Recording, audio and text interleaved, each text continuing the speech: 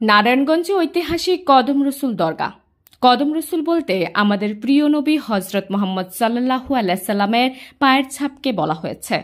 অন্যভাবে কদম রসুল একটি পবিত্র স্থান যেখানে নবী মোহাম্মদ সাল্লাল্লাহু আলাইহি সাল্লামের পদচিহ্ন সংবলিত পাথরখণ্ড সংরক্ষিত থাকে। মুসলমানদের অনেকের মধ্যে বিশ্বাস রয়েছে যে হজরত মোহাম্মদ সাল্লাল্লাহু আলাইহি সাল্লাম মিরাজের রাতে বোরাকে উঠবার পূর্বে কিছু পাথরে তার পায়ের ছাপ অঙ্কিত হয়।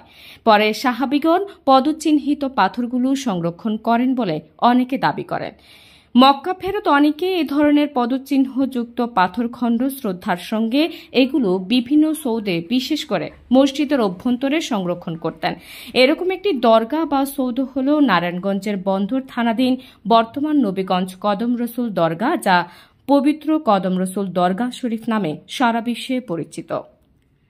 দেশের সুপরিচিত কদম রসুল দরগা শরীফটি নারায়ণগঞ্জ শহরের পাশ দিয়ে প্রবাহিত শীতলক্ষ্যা নদীর পূর্ব পারে গ্র্যান্ড ট্রাঙ্ক রোডের দক্ষিণে নবীগঞ্জ এলাকায় অবস্থিত। 17 শতকের শুরুর দিকে মির্জা নাথান কর্তৃক প্রণীত ঐতিহাসিক গ্রন্থ বাহারিস্তানি গায়েবের সূত্রে জানা যায় যে মুঘল সম্রাট আকবরের বিপক্ষে বিদ্রোহ ঘোষণাকারী আফগান নেতা মাসুম খান কাবুলি নামে সম্ভ্রান্ত রাজা ছিলেন। তিনি 12 ভূঁইয়াদের অন্যতম সোনার গাঁয়ের ঈশা খাঁর বন্ধু ছিলেন।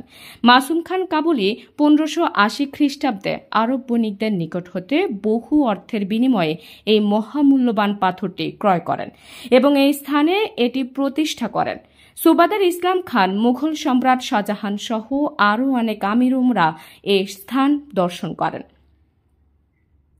সুলতান সুজা এই দরগারের জন্য 80 বিঘা জমি দান করেন। ঈশা খাঁর পপুত্র দেওয়ান মনোয়ার খাঁ এখানে একটি ইমারত তৈরি করেন। একসময় সেই ইমারতটি কালের গর্ভে বিলীন হয়ে যায়।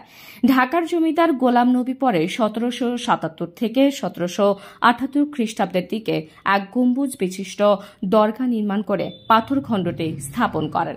গোলাম নবীর তৃতীয় পুত্র গোলাম মোহাম্মদ 1814 খ্রিস্টাব্দে পশ্চিমের দিকে দোতলা তোরণটি নির্মাণ করেন।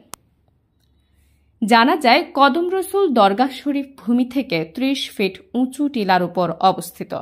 দরগা শরীফ সামনে সুন্দর কারুকাজ খচিত সুউচ্চ দোতলা তোরণ, যা মসজিদ বা মাজারের আদলে রয়েছে। ভিতরে প্রবেশ করতেই বাম দিকে রয়েছে একটি মসজিদ। এই মসজিদে রয়েছে মহিলাদের জন্য নামাজ পড়ার সুব্যবস্থা। ডান দিকে রয়েছে কিছু পাকা কবর।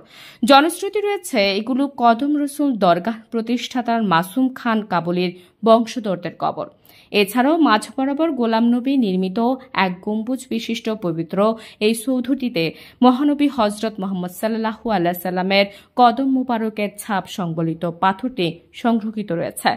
সাধারণত পবিত্র পাথরখণ্ডটি একটি ধাতব পাত্রে গোলাপ জলে ডুবানো থাকে। পাথরের গায়ে পায়ের আঙ্গুলের স্পষ্ট ছাপ লক্ষ্য করা যায়। আরও জানা যায় কদম রসুল দরগাহ শরীফ 500 বছরের পুরনো আধ্যাত্মিক অলৌকিক ঘটনার এক প্রাণকেন্দ্র। কদম রসুল দরগাহ শরীফটি গায়েবী উঠেছিল বলে জনশ্রুতি রয়েছে। কদম রসুল সাবেক মজমপুর গ্রামের লোকজনের মতে এটি আল্লাহ তাআলার অশেষ মেহেরবানিতে এক রাতে মাটির নিচ থেকে উঠেছিল বলেই মনে করেন। কদম রসুল এলাকাটি মধ্য বাংলাদেশের প্রাচ্যের ড্যান্ডি খ্যাত নারায়ণগঞ্জের একটি পুরনো উপশহর। বন্দরের কদম রসুল পৌরসভা 1993 সালে গঠিত হয়। পরে 2011 সালে নারায়ণগঞ্জ পৌরসভা, সিদ্ধিরগঞ্জ পৌরসভা ও কদম রসুল পৌরসভাকে বিলুপ্ত করে নারায়ণগঞ্জ সিটি কর্পোরেশনে গঠিত হলে এই অঞ্চল নারায়ণগঞ্জ মহানগরীর অন্তর্ভুক্ত হয়। নারায়ণগঞ্জ সিটি কর্পোরেশনের 19-27 নং ওয়ার্ড কদম রসুল এলাকায় অবস্থিত। কদম রসুল দরগাহের জন্য বন্দরের এই অঞ্চলটি বিখ্যাত।